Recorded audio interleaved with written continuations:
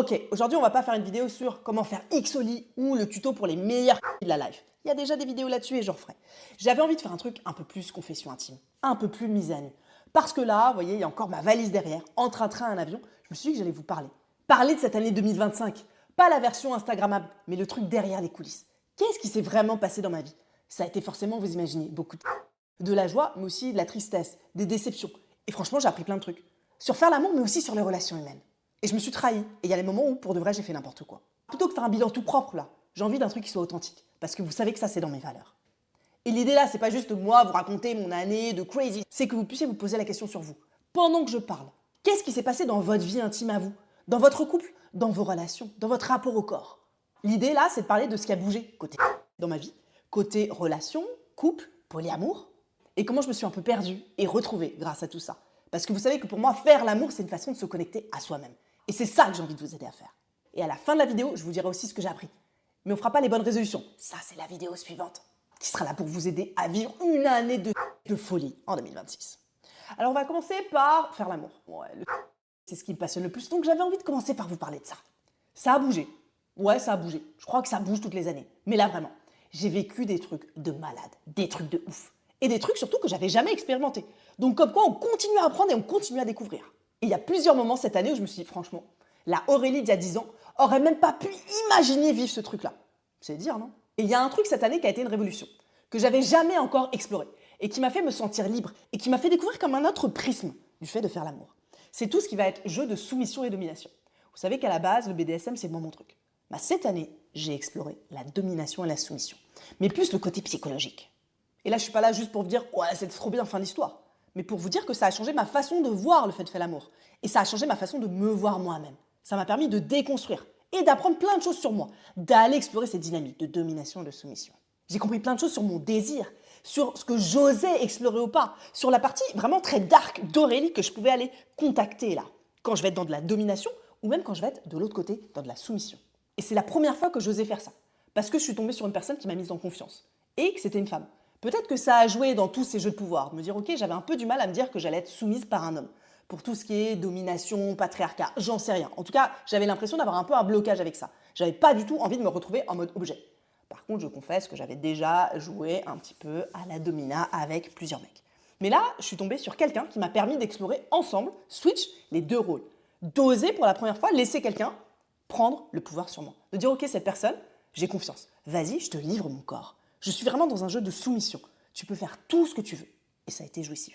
Et de l'autre côté, de renverser la situation, de dire ok, cette personne-là, elle a envie de jouer à être un objet. Elle a envie d'aller dans des gros trucs de soumission et je vais aller jouer dans cette dynamique. Je ne peux pas raconter ça avec plus de détails ici parce que ça va tout de suite être censuré. Mais c'est le bonus des membres Patreon vidéo où je vous raconte un peu tout ce qu'il a, mais en explicite avec tous les détails croustillants. Et il y a un autre truc de dingue que j'ai vécu cette année.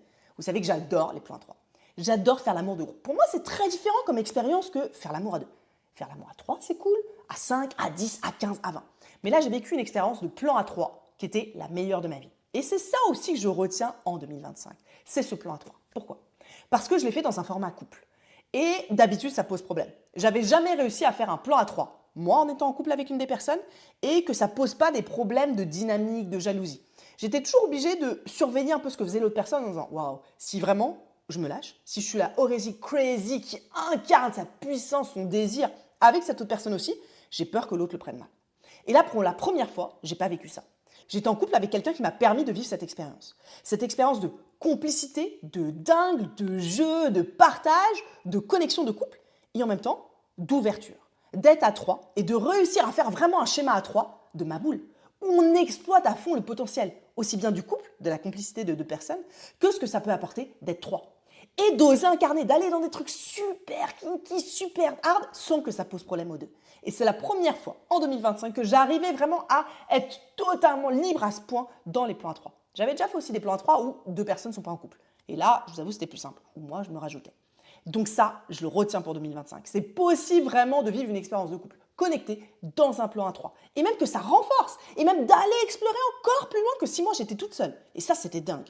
Et ça, c'est vraiment aussi une histoire de personne, de dynamique. Et ça, j'ai envie d'en parler dans la partie plus amour, couple. Et puis forcément, il y a eu l'autre versant de 2025.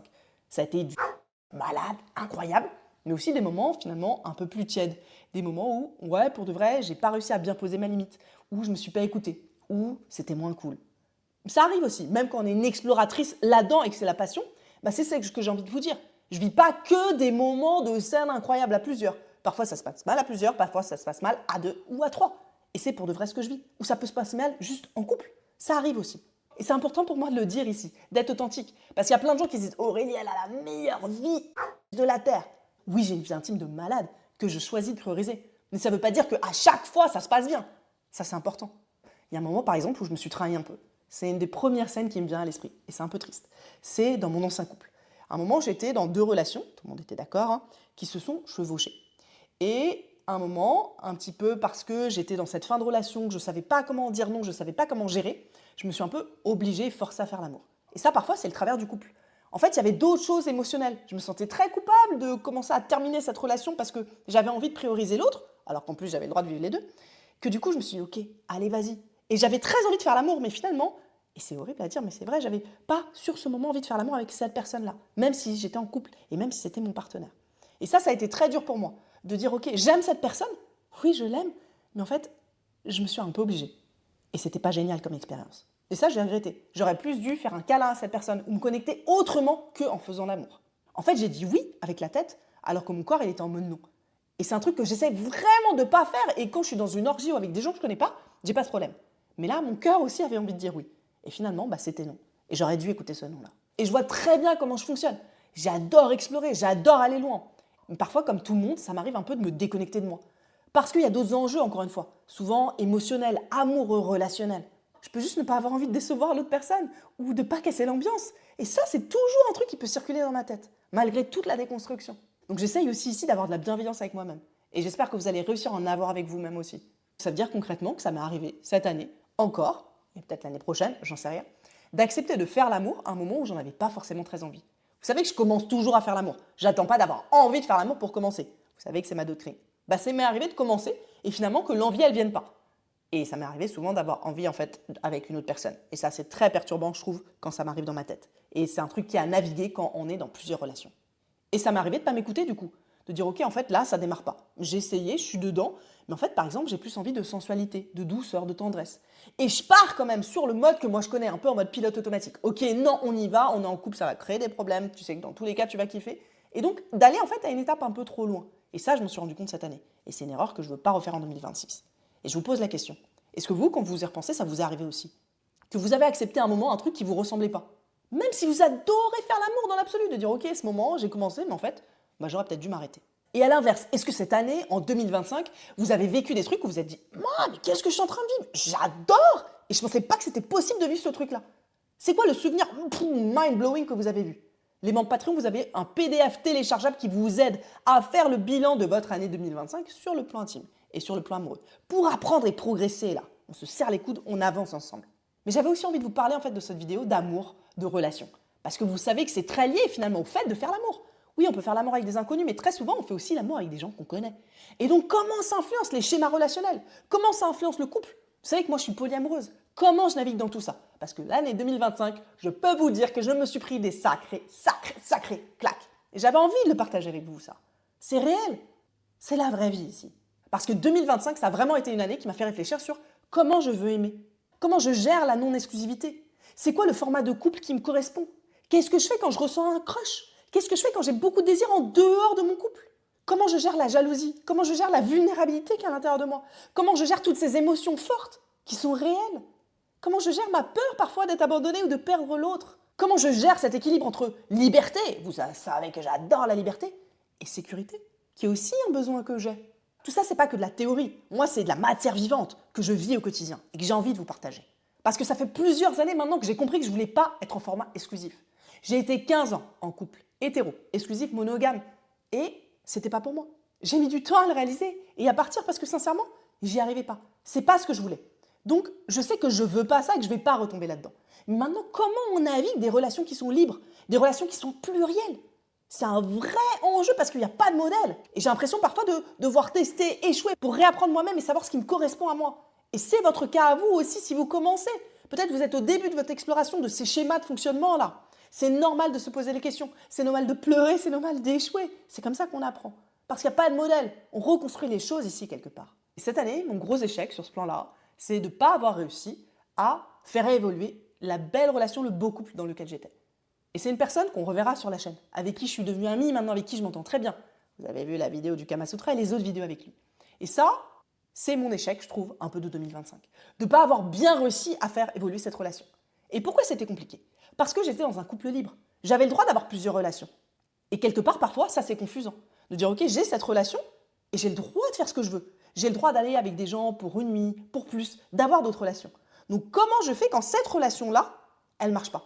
Comment je fais pour aller la travailler ou me rendre compte que je dois l'arrêter alors que j'ai le droit d'en avoir d'autres? Et ça a été mon apprentissage de 2025. De me dire, ok, c'est pas parce qu'on est en couple polyamoureux qu'il ne faut pas travailler cette relation ou se poser des questions sur cette relation-là, plutôt que d'aller chercher ailleurs d'autres choses. Parce que j'ai le droit de le faire en fait. Et surtout de comprendre qu'on peut s'aimer très fort, mais que ça peut aussi ne pas fonctionner. Même dans ces schémas-là qui sont libres. Pourquoi? Parce que en fait, c'est le style d'attachement qui va compter. Et ça, je vous jure, c'est mon gros learning de l'année 2025. Le style d'attachement. S'il n'y a pas un style d'attachement qui est sécure entre les deux personnes, être dans un couple polyamoureux ou ouvert, c'est une catastrophe. Avec cette personne-là, que j'aime, ça ne marchait pas. On n'arrivait pas à avoir un attachement qui était sécure. On tombait sur des trucs anxieux évitants. Moi, j'étais toujours à œuvrer pour plus de liberté. Je partais tout le temps faire des trucs avec d'autres gens et j'étais obligée de pousser un peu de tous les côtés. Je me sentais étouffée, donc j'étais obligée d'aller chercher encore plus de liberté. Parce qu'il y avait quelque chose à l'intérieur qui ne fonctionnait pas, sous ce schéma-là, même si on s'aime. Et donc, c'est de trouver comment il y a un autre format qui peut fonctionner. Si on retire ce paramètre amoureux, mais qu'on s'aime sur un autre format, deux personnes sont compatibles, mais pas forcément sur un schéma de couple ou un format amoureux. Si le schéma d'attachement ne correspond pas. Et donc, c'est ça mon learning de l'année 2025, sur les relations et sur le couple. De dire que si le schéma d'attachement, il n'est pas équilibré et sécure, peut-être parce qu'on est au début d'une relation, ou peut-être qu'on va jouer des enjeux d'enfance, eh bien on peut tomber, et moi c'est ce qui m'est arrivé, dans des trucs de rejet, d'abandon, et se sentir rejeté en boucle. L'un active la blessure de l'autre, l'autre active la blessure de l'autre, et on arrive encore moins à vivre cette vie de liberté, d'émancipation, et qu'on a envie de partager ensemble. À l'inverse, c'est ça que j'ai appris en 2025, c'est que c'est possible de le vivre, parce que je le vis dans ma relation actuelle. Donc, je me rends compte, en ayant vécu les deux, en plus cette année, c'est encore plus trop bizarre, qu'on peut être dans un attachement qui est sécure. Et qu'en fait, dans ce cas, on ne tombe pas sur tous ces trucs très activés, compliqués, de rejet, de peur de l'abandon, tout ça. C'est une histoire, avant tout, du couple. On veut ouvrir un couple, on veut être dans un format polyamoureux, on veut vivre un couple qui n'est pas exclusif. Eh bien d'abord, quelle est cette structure? Ça, c'est mon learning, de dire, ok, en fait, la base, c'est d'être dans un attachement sécure. J'ai besoin, quand je suis avec cette autre personne, de me sentir en sécurité, d'avoir confiance. Et c'était déjà le cas avant. Mais on allait attaquer des blessures d'enfance qui faisaient que, en fait, ça vibrait mal ensemble. Et là, c'est ce que j'ai appris. Si l'autre personne est stable, et ça ne veut pas dire qu'il n'y a pas de jalousie, bien sûr que parfois je ressens de la jalousie, et bien sûr que cette autre personne aussi peut ressentir de la jalousie. Mais on a quand même quelque chose de très sécure, de très stable, qui nous permet d'aller explorer séparément. Et d'aller explorer surtout ensemble. Et surtout de voir l'autre personne devant mes yeux, faire des choses et prendre du plaisir. Et ça a été révolutionnaire. De dire, ok, ça existe, c'est possible de le vivre. Mais la base, c'est pas mettre plein de règles, de parler tout le temps 1000 fois, évidemment. Mais c'est la base d'attachement. Suis-je dans un attachement sécure? Et donc j'ai vécu les deux. Et je me rends compte que c'est ça qui change tout. Et ça nécessite d'aller travailler plein de blessures d'enfance. Ça va vous challenger. Mais c'est ça aussi qui est intéressant dans les relations qui sont non monogames. C'est d'aller travailler sur vous. Encore une fois, faire l'amour, le couple, c'est la rencontre avec vous-même. C'est ça que je vous aide à faire ici. Et c'est ça que moi, du coup, je vis dans ma vraie vie. Et on parle beaucoup de faire l'amour ici. Mais derrière tout ça, c'est ce que je vous dis, il y a autre chose qui se passe. C'est le rapport avec soi-même. Et ça, je m'en suis encore plus rendu compte en 2025. Pour moi, ça passe aussi par vraiment le corps, le ressenti du corps. Moi, il y a des moments cette année où je me suis sentie en pleine puissance dans mon corps. Notamment quand je fais l'amour, notamment quand je jouis de ouf. Ça me permet de me sentir bien dans mon corps de femme. Ça me permet de me sentir bien dans mon corps très incarné. Et ça, c'est ultra important. Le sport aussi, la méditation, bien manger. En fait, naturellement, je trouve qu'il y a un truc qui peut s'aligner là. Entre bien manger, le sport, faire l'amour. Tout est connecté. Et ça, à plusieurs moments de l'année 2025, je l'ai perdu. Et je me suis rendu compte à quel point c'était précieux. J'ai déménagé 2 fois. Et ça a flingué ma routine. Ça a changé tous mes repères. J'étais plus au même endroit. Et ça a été dur. Dire, ok, j'ai plus mon truc de sport, j'ai plus mon truc de bien manger. Je bosse de ouf pour la chaîne, je bosse de ouf pour essayer d'aider les gens. Et en même temps, je dois gérer toute seule 2 déménagements. Et là, en fait, j'ai pas réussi à tout faire pour vous dire. Pour la première fois, j'arrivais plus à méditer. J'arrivais plus à aller au sport. Et donc, je me suis rendu compte à quel point ça déséquilibrait. Même ma libido, même mon couple, même plein de paramètres. Et à quel point, en fait, avoir un équilibre de moi avec moi-même, du temps seul, méditer, le sport, bien manger, ça me permettait aussi, sur le côté faire l'amour, d'être plus stable, d'être plus ancré. Tout est lié, en fait. Et les commentaires aussi. J'ai plein de commentaires tout le temps, ici sur les vidéos YouTube, mais aussi sur Insta. Et il y a plein de commentaires sur mon corps. Ça aussi, comment j'y réagis. C'est intéressant. Est-ce qu'il y a des trucs qui me piquent encore? Et dans ce cas, pourquoi? Et c'est une super belle opportunité d'aller les travailler. Vous savez que moi, je laisse les commentaires. Venez les haters, c'est ok. Je ne suis qu'un miroir. Ces gens-là, ils ne me connaissent pas. Et c'est intéressant de dire, ok, qu'est-ce qu'ils vont juger?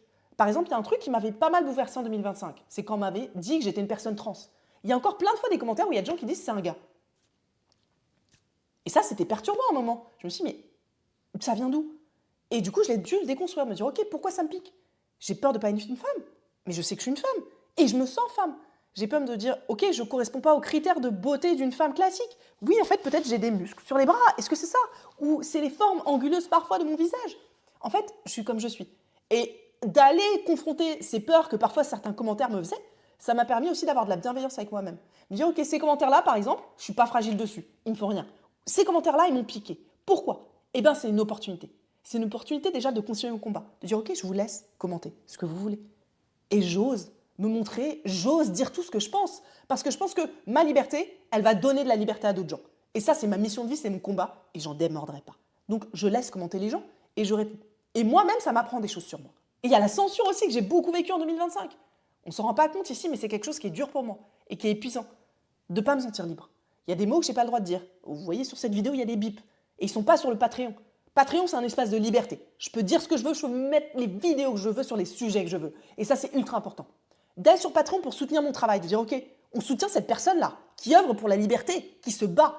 Et en même temps, on a envie de vidéos qui ne sont pas censurées. Et on a envie d'avoir des bonus vidéos exclusifs où moi, je peux vous parler de ce que je veux, sans tabou, montrer vraiment les choses. Et ça, c'est important. Il y a beaucoup de censure ici. Je suis censurée sur les mots que je dis, je suis censurée sur les miniatures que je mets, je suis censurée sur les titres que je mets. C'est dingue quand même. Et j'avais envie vraiment que vous puissiez vous en rendre compte parce qu'en 2025, c'était très présent. Et moi, ça m'a pris du temps. Et ça a pris du temps à mon équipe. Et c'est dommage parce que ça nous empêche aussi de créer certains contenus. Il y a certains contenus que j'aimerais mettre sur YouTube, mais juste, j'ai pas le droit de le faire. Et c'est ça qui est très dommage. Et heureusement qu'il y a des espaces comme Patreon qui existent pour qu'on ait le droit de le faire et d'en parler. On est en 2025, ces sujets-là ne devraient pas être tabous. On devrait avoir accès à ces clés sur notre corps et sur aller explorer nos fantasmes et tout ce qu'on veut. Ensemble, parce que c'est avec bienveillance ici. Et il y a des moments concrètement en 2025, vous avez dû vous rendre compte, où j'ai pas réussi à tout gérer. J'avais promis, par exemple, au membre Patreon de répondre toujours en 3 jours. Il y a des fois où j'ai pas réussi. Et j'ai fait mon mieux et j'ai envie d'avoir de la bienveillance avec moi. Pareil, il y a des engagements que j'ai pas réussi à tenir. Parce que j'ai envie de donner mon maximum, mais je suis juste une personne humaine. Et j'ai aussi envie de passer du temps à faire l'amour, très concrètement. J'ai envie de passer du temps avec mon fils, c'est avec que je suis maman. J'ai envie de pouvoir vivre tout ça, d'avoir le sport, d'avoir la méditation, mais aussi de pouvoir bosser, d'être sur ma mission de vie et d'être là avec vous. Donc, c'est juste de l'indulgence. Parfois, je suis super frustrée. À la fin de la journée, je tape comme ça, je suis en colère en me disant « mais j'ai envie de faire plus, j'ai envie de bosser plus, j'ai envie de pouvoir avancer plus ». Et c'est de la bienveillance. Ou même, ça m'arrivait de vouloir faire l'amour, et à la fin de la journée, j'avais tellement bossé que j'étais trop épuisée. Encore une fois, c'est de la bienveillance. Et je crois que cette année, elle m'a appris ça. D'être dans plus de bienveillance avec moi-même. Aussi bien sur le côté pro, parce que j'adore bosser, je suis une grosse bosseuse, et en plus, je vis ma passion. C'est une chance de dingue. Que sur le côté faire l'amour. Ouais, parfois, j'ai pas réussi. Et j'ai osé dire non, par exemple, pour dormir. En me disant, ok, là, je vais pas refaire l'amour une deuxième fois. Je vais plutôt aller dormir. Et ça, c'est une des premières fois que ça m'arrivait, et je crois que c'est une forme de maturité. Et toi, si tu regardes ton année 2025, est-ce qu'il y a des moments où tu t'es oublié? Est-ce qu'il y a des moments où tu as oublié ton couple? Est-ce qu'il y a des moments où tu n'as pas osé dire non? Des moments où tu t'es perdu ou oublié? Peut-être dans ton rôle de parent, peut-être dans ton truc pro. Ta vie pro, elle a pris tellement de place que tu n'avais plus de place pour ton couple ou juste toi-même, ou même faire l'amour. Et aussi, j'ai envie de te demander, est-ce qu'il y a un truc peut-être tout petit que tu as fait vraiment en 2025 et pour lequel tu peux te dire merci? J'ai envie que tu finisses cette vidéo sur cette note-là. Et pour les membres Patreon, allez voir la vidéo complémentaire, je vais vous donner les détails sur les trucs que j'ai vécu un peu kinky parce qu'on n'a pas le droit de le faire ici. Et téléchargez la ressource PDF. C'est un guide complet où pas à pas vous allez pouvoir retracer votre année 2025 pour faire une analyse, pour mieux vous connaître et pouvoir progresser en 2026. Et c'est la vidéo la semaine prochaine sur comment vivre la meilleure année 2025 de votre vie. Merci tout le monde.